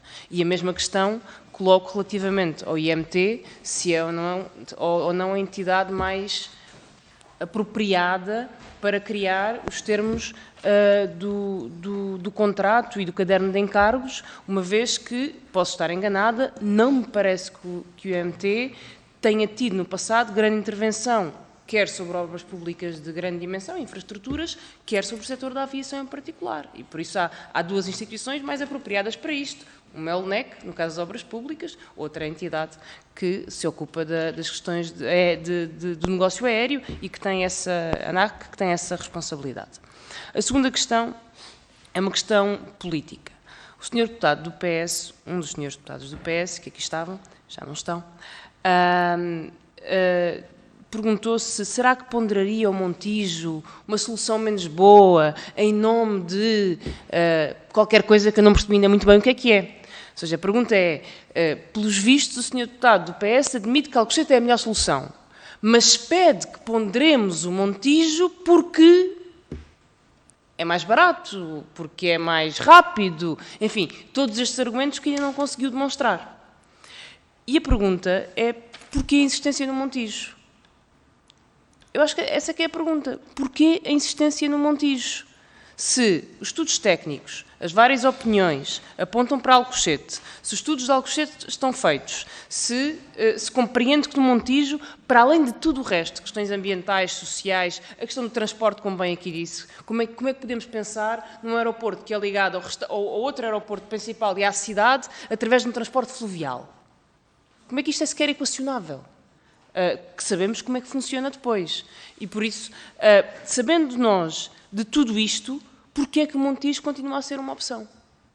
E porquê é que é uma opção com esta força toda que leva, enfim, o Partido Socialista a insistir e pedir que deixemos de considerar a solução que parece ser a mais viável e a melhor e a mais estudada e sobretudo, aquela que tem menos oposição política. Porque essa é outra questão que importa aqui trazer, que é porque insistir no Montijo que tem oposição política em vez de uma solução que parece agradar aos diferentes intervenientes no setor e que têm uma intervenção neste caso. E por isso, essa era, para mim, a pergunta mais importante para conseguirmos desvendar este mistério do aeroporto de Lisboa, que é toda a gente saber qual é a melhor solução e ainda assim está-se a apostar na solução menos boa, ou pior.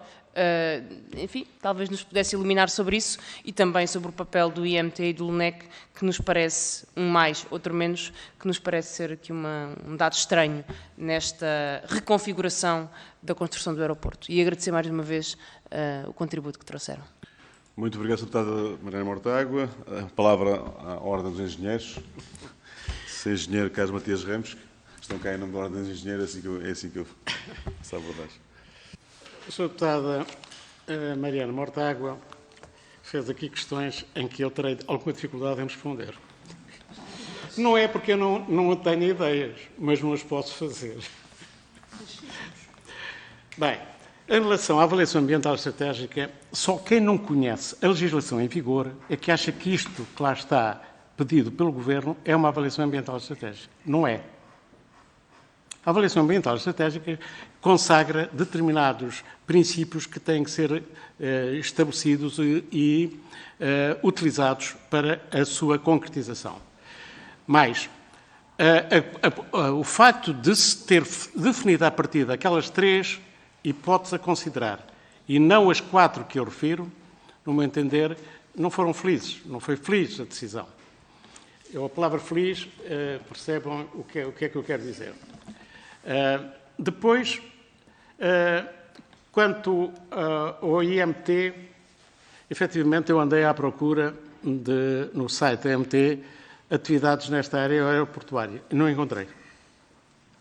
E mesmo em infraestruturas não me parece que tenha sido a entidade que tem desempenhado no país papel relevante no sentido de definição das soluções mais favoráveis em determinadas áreas. Todos sabemos qual é o papel do IMT, que é importantíssimo no nosso país, mas na aeroportuária não lhe conheço nada. Depois, no meu entender, a ANAC podia ter tido uma palavra a dizer, porque é o regulador, e esse sim devia ser. Aliás, há uma portaria que transfere para a ANAC muitos dos aspectos que estavam aqui, de certeza, previstos para o IMT. Depois, o Montijo é mais rápido. Mais rápido. Mas provem, caramba, é assim tão difícil. Estamos estes anos todos. A ANA a dizer é muito mais rápido. O Governo a dizer é muito mais rápido. É muito mais barato. E não são capazes de demonstrar. Como é que é? E a senhora doutora, que é economista, que vem de formação, e eu pergunto-lhe, teria dificuldade em fazer uma coisa dessas? É tão difícil como demonstrar algo. Ora, portanto, se é tão, entra pelos olhos, que é mais barato, que é mais rápida, porque é que não demonstram? É o achismo. Eu ouvi muitos comentadores de televisão. Eu uma vez estive num programa de televisão, na TVI, e que fui interpelado, e às tantas disse, o Montijo ali é no estante. Eu disse, o senhor tem alguns elementos que lhe permitam dizer isto. Eu vou-lhe cá deixar os elementos meus. Foi Sousa Tavares. E ele insistia, mas o Montijo já lá está uma base aérea. E o que é que isso quer dizer? Também há bases aéreas em vários sítios, não quer dizer que se transformem em aeroportos internacionais sem uma intervenção fortíssima, pesada e que seja favorável àquilo que é o grande objetivo do país. No entanto, não, eu disse, o senhor doutor, perguntei-lhe eu, tem os elementos? Não. Então porquê é que diz? Foi isso, se recordarem, eu fiz essa intervenção no TVI, ainda era jornalista, portanto, o Dr. Sousa Tavares, e, portanto, mas muitas das comunicações, o acesso à população, aparece como encanto do céu, porque lá está uma base, é mais barato. Então, porque eu tenho um calhambeque, eu posso transformar aquilo num Rolls Royce? É mais barato, posso transformar o calhambeque e dou-lhe ali umas peças e fica mais barato. Não. Eu peço desculpa desta analogia que não é muito feliz, mas é este o princípio que tem presidido a todo o discurso. É mais barato e é mais rápido. Eu peço aos seus deputados, peçam isso. Eu não sou capaz, já pedi oralmente, quer dizer, eu não vou lá de joelhos pedir estas coisas. Mas os seus deputados têm capacidade para pedir à ANA a demonstração disto. Demonstrem. Não se restringam apenas a afirmações gratuitas e sem qualquer fundamento visível. Portanto, era isso que eu queria dizer, Sr. Deputado. Muito obrigado, Sr. Engenheiro. Terminamos aqui a primeira ronda. Temos agora uma segunda ronda, de 3 minutos cada parlamentar, que será tudo seguido. Depois haverá uma resposta conjunta também. Está bem? E, portanto, para já percebi que tem a intervenção do parlamentar do PSD, do deputado António Proa, e do PCP. Penso que mais nenhuma inscrição, portanto, 2 inscrições. Sr. Deputado, tem a vontade. Muito obrigado, Sr. Presidente. Muito obrigado também aos representantes da Ordem dos Engenheiros pelos esclarecimentos e os contributos que deram para esta discussão. Eu, depois de ouvir o Sr. Engenheiro Carlos Matias Ramos, tenho ainda algumas dúvidas, ou pelo menos algumas questões que gostaria de ver reafirmadas, tanto quanto eu entendi. A primeira, relativamente à solução dual. Pareceu-me ouvir o Sr. Engenheiro dizer que a solução dual, em abstrato, é uma solução errada. É. E que, para além de ser errada, tanto assim deve ser, que ela não é utilizada normalmente em soluções aeroportuárias. Essa era a primeira questão, que era importante ficar clara. Porquê? Porque as propostas que estão em cima da mesa para serem estudadas na dita avaliação ambiental estratégica são 2 duais, a terceira, enfim, é uma dual temporária, eu já lá iria, que é o caso do Campo de Tiro de Alcochete. Mas as outras 2, de Montijo mais Portela, são assumidamente, literalmente, designadas como soluções duais, sendo que o que varia é a importância de cada um dos polos. Relativamente à hipótese Montijo, aparece agora a solução da segunda pista, embora sem nenhum elementos que a caracterizem e que a pormenorizem, para que ela possa ser devidamente avaliada, pelo menos, enfim, tanto quanto é do conhecimento, não existe grande profundidade relativamente a essa solução, mas perguntar-lhe se vê, e apresentou ali, mostrou na sua apresentação, utilizou até a expressão que estava lá colocada a martelo, mas acha que é viável, é seriamente considerável colocar lá 2 pistas e elas funcionarem? E para além disso, qual é a utilidade de haver ali 2 pistas se a solução, ao mesmo tempo que a proposta é solução dual? Ainda em relação ao Montijo, perguntar-lhe, dadas as limitações do comprimento da pista, se o aeroporto do Montijo alguma vez poderia viver sozinho, no pressuposto de nós querermos receber aviões sem limitações, dado as limitações de comprimento da pista. E, por fim, Sr. Engenheiro, relativamente à hipótese de Alcochete, se considera que a perspectiva de termos provisoriamente Alcochete mais Portela lhe parece uma solução que é admissível, que é viável. Muito obrigado. Muito obrigado, Sr. Deputado António Proa. A palavra agora ao Sr. Deputado Paula Santos, do PCP. Faz favor. Muito obrigado, Sr. Presidente. Eu gostaria só de abordar mais 2 aspectos, até partindo de um elemento que já tinha referido na minha primeira intervenção, há pouco, quando tinha feito a questão relativamente a custos e a rapidez.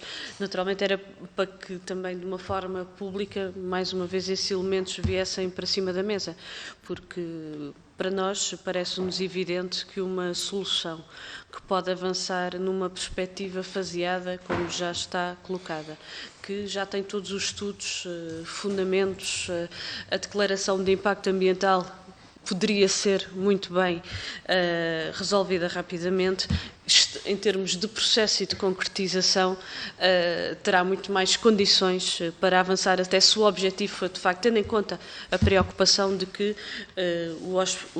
lá ia eu outra vez com o hospital, peço desculpa, que o aeroporto de Lisboa já está esgotado na sua capacidade, permitiria-nos ter uma solução numa perspectiva não só de curto, mas de curto, médio e longo prazo, que se fosse adequada para o país. E por isso fazia esta referência. E juntando aqui um outro elemento, porque se perdeu aqui também uma oportunidade com a epidemia e todos os impactos que teve no ponto de vista da atividade da aviação, poderíamos ter ganho aqui tempo até na concretização desta solução. Não foi esta a opção por parte do Governo. E este tempo perdido é tempo que foi desperdiçado. E este é um elemento que queria também sinalizar, porque do ponto de vista político, para além de todas as questões que já sabemos ao longo desta última década, foi também um tempo que se poderia ter aproveitado e o Governo, de uma forma por opção, estas coisas são por opção, não acontecem por acaso, não o quis. E deixa-nos muito preocupados, de facto. Mais do que preocupados, evidencia de que estas declarações que foram feitas por membros do Governo a dizer que a solução está dependente de um acordo entre PS e PSD, deixa evidente que este concurso que foi aberto não passa do embuste. E que, de facto, o que se anda à procura é de encontrar, de uma forma ou de outra, um caminho que permita concretizar aquilo que está na cabeça, se me permite utilizar estas expressões mais simples, mas daquilo que é a perspectiva por parte do Governo, que é de avançar nesta opção da Portela-Montijo, que, de facto, está mais do que demonstrado, e eu creio que o conjunto de elementos que a Ordem dos Engenheiros trouxe sustentam isso, está mais do que demonstrado que não é a solução de que precisamos e que só beneficia uma entidade. E é quem tem neste momento a gestão e o contrato de concessão por parte da ANA, que é a VACI, e eu queria deixar também esta referência. Muito obrigado, Sr. Deputado Paula Santos. O Sr. Engenheiro Carlos Matias Ramos terá agora 6 minutos para responder a estas questões e depois teremos uma última ronda. Se houver alguma questão para colocar, se não houver, ficará fechada a nossa... Previsivelmente ficará fechada aqui, digamos, esta nossa conversa aqui hoje. Seja, faz favor. Deixa-me só ligar-lhe aqui, faz favor. Já está ligado? Já não. Muito obrigado, Sr. Presidente. A resposta ao Sr. Deputado Proa, quero dizer o seguinte. A solução, com duas pistas paralelas, é meter o Rossio na Rua da Tesga. E aquele desenho que ali está é um desenho que nem prova concursal naqueles elementos de concurso. Eu não tive acesso a mais, tive acesso aos elementos de concurso. Para trás, por favor. Aqui. Isto, o Samuco estão ali a vê-lo. Quer dizer, estamos a ver o acesso à Ponte Vasco da Gama. E, para meter aqui as duas pistas, vejam o esforço de imaginação que foi necessário aqui introduzir. Eu pergunto, para quê? E porquê? Portanto, é uma solução que não tem... O layout que apresentam dá a sensação que é para responder a uma solicitação que lhes foi imposta. A Ana apresenta isto, pelo menos eu penso que foi a Ana que fez este lindo layout, mas apresenta com 4, 5, 6 desenhos. E o que é curioso, eu no NAL tenho o serviço completo de informação. Está lá tudo. Porque era aquilo que serviu de base para o concurso. Aqui são meia dúzia de elementos que são disponibilizados para quem for realizar o concurso e realizar o estudo. No meu entender, a solução dual é uma solução que facilmente percebe que não é adequada. Pela simples razão, quando temos uma hipótese de um dos ser o principal, e portanto ser aquele que vai ser o hub, os outros, do ponto a ponto, não querem ir para lá. Quem quer ir para o Montijo? A Ryanair já disse que não queria. A EasyJet já arranjou os seus slots aqui na Portela. E a pergunta que se faz, então, e o que é que nós vamos fazer ao Montijo? O Montijo tem capacidade para 24 movimentos por hora. Com aquele layout que eu apresentei, não tem 24 movimentos por hora e eu demonstro.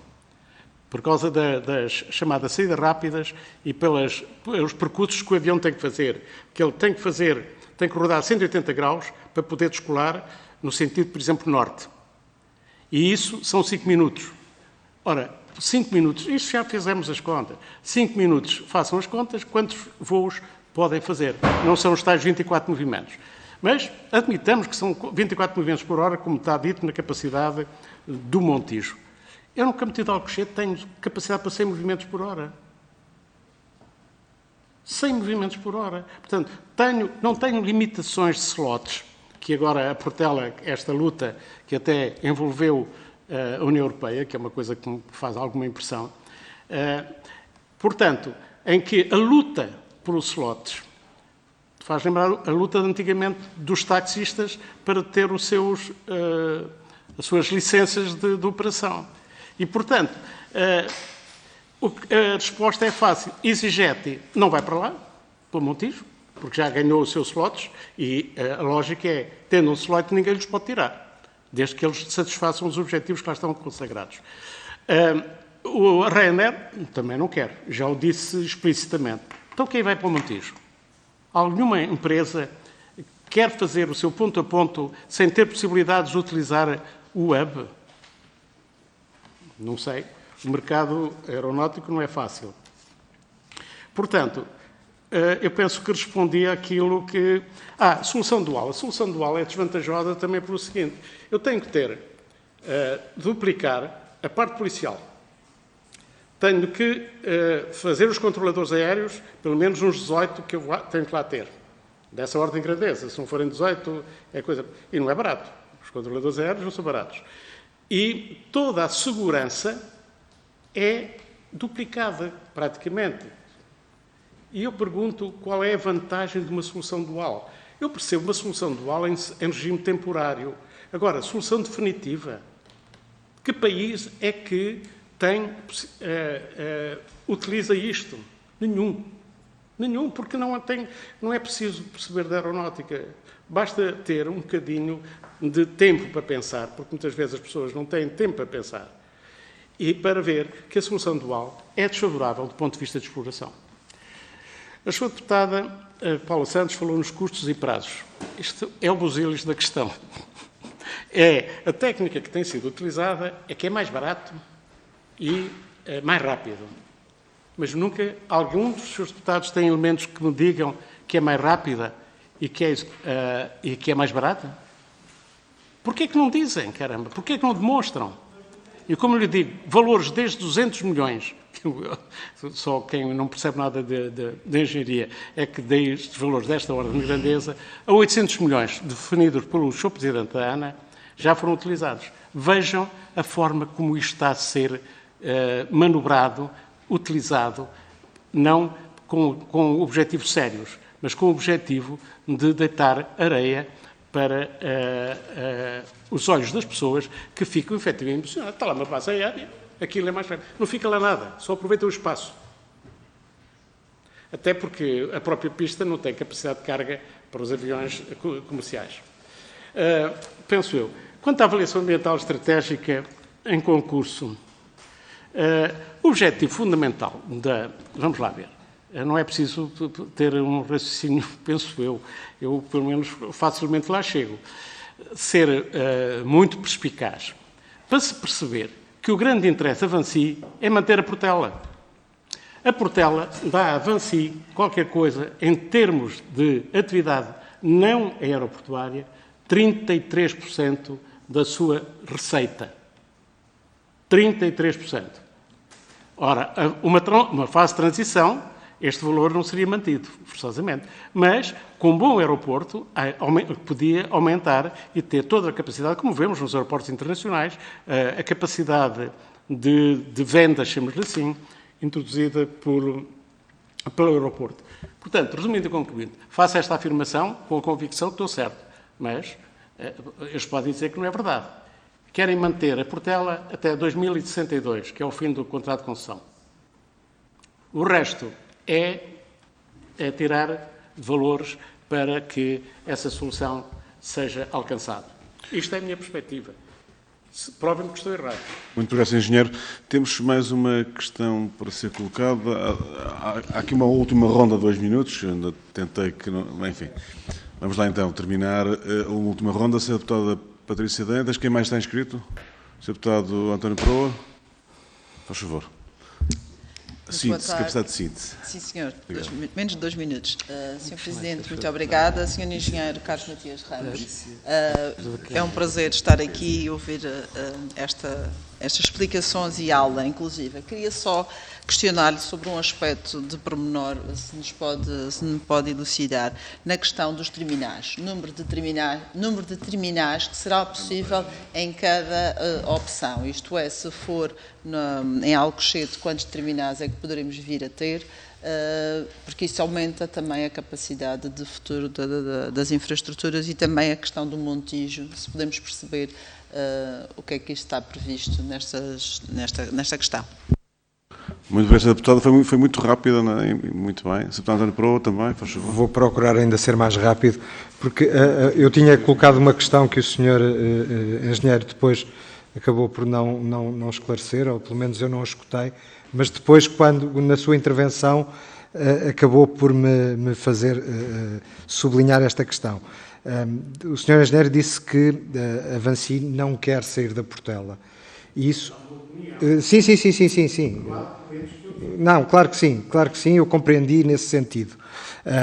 Mas isso retorna-me à questão que eu lhe tinha colocado, que era se o Montijo pode viver sozinho, como aeroporto único, sem a Portela e não tendo limitações na recepção de aviões. Era essa a questão. Muito obrigado, Sr. Deputado. Agora sim, é mesmo para terminar.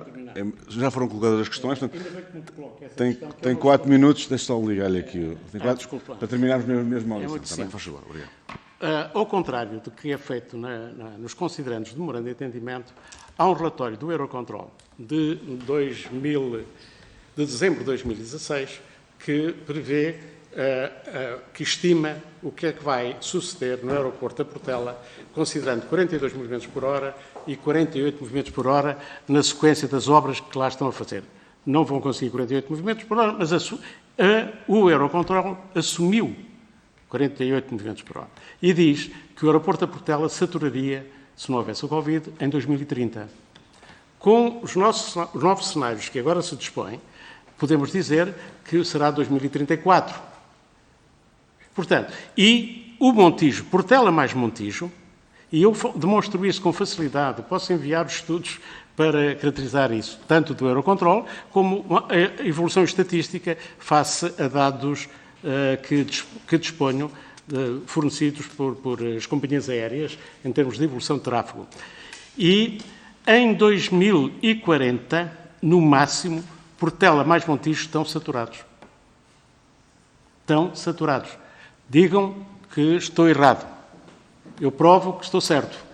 Porque eu tenho dados, utilizando não só a metodologia da chamada 30ª hora de pico, que é muito utilizada em vários aeroportos para prever os investimentos que têm que fazer, ou utilizando os dados estatísticos da evolução previsível de tráfego definidas antes da pandemia, mas que, neste momento, já podemos dizer que tudo aponta para que em 2023 nós possamos recuperar o tráfego de 2019. Tudo aponta para isso e há um relatório do Eurocontrol que estabelece exatamente essa situação, em meados de 2023. Em meados. Portanto, resumindo e concluindo, Portela mais Montijo vão dar origem ao chamado Portela, não mais 1, mas mais 2. Porque a partir da saturação temos que construir um novo aeroporto. E temos o Portela mais 2. Eu posso mandar aos seus deputados um estudo sobre isto. Não me custa nada. Tenho lá feito, eu passo as manhãs em coisas deste tipo, gosto de estudar e, portanto, não me preocupo com isso. Quanto à avaliação ambiental estratégica, vamos ver quanto é que tempo está previsto para a realização. São 1 ano e meio, números redondos. Depois da avaliação ambiental estratégica, há o processo de decisão. Portanto, 1 ano e meio já lá vai. Depois da avaliação, é definida uma solução. Essa solução tem que ter estudo de impacto ambiental. Pelo menos 6 meses a 9 meses. E depois temos a avaliação ambiental, a AIA. Ora, tudo isto faz com que o processo se atrase pelo menos uns 3 anos. 2 a 3 anos. Desculpa? Já tínhamos meio aeroporto construído. Portanto, a avaliação que agora foi ambiental estratégica, que não satisfaz os requisitos da lei, da legislação em vigor, para uma avaliação ambiental estratégica, mas fazemos de conta que sim, vai fazer com que este processo andemos a discutir mais 3 anos. Sr. Engenheiro, presumo que terminou? Muito bem. Então, se me permite, só queria mesmo agradecer em nome da Comissão de Economia, Obras Públicas, Planeamento e Habitação, que é assim que ela se chama, à Ordem dos Engenheiros, ao Sr. Engenheiro Matias Ramos, Carlos Matias Ramos, e à Sra. Engenheira Lídia Santiago, por estarem cá hoje connosco nesta audição. Penso que foi muito importante para o melhor conhecimento dos senhores deputados e, portanto, nosso agradecimento. Uma última nota aos senhores deputados. Amanhã de manhã temos reunião às 9h30 e temos uma outra audição, na sequência deste requerimento também, à Ordem dos Economistas, às 10 da manhã. Portanto, eu só agradeço que comecemos a reunião das ordinárias às 9h30 em ponto. Era o ideal. Muito obrigado, até amanhã e boa capacidade de resistência e de resiliência.